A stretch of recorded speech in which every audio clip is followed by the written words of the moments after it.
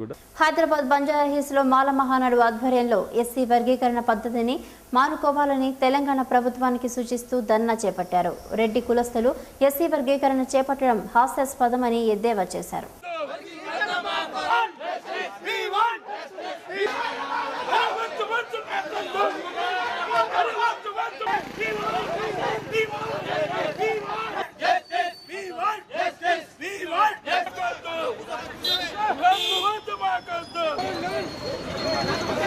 కొట్టేసినప్పుడుగా మా సోదరులు ఎంఆర్పిఎస్ వాళ్ళు ఎస్సీ వర్గీకరణ కావాలని ఇది శుద్ధ తప్పు.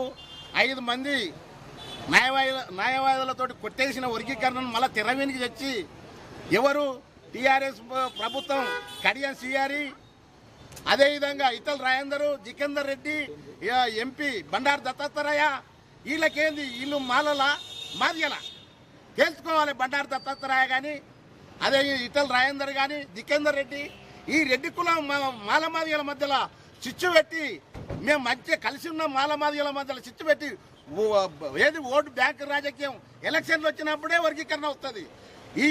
ఇది మానుకోవాలని మేము కూడా సెలవు ఢిల్లీ పెట్టాం.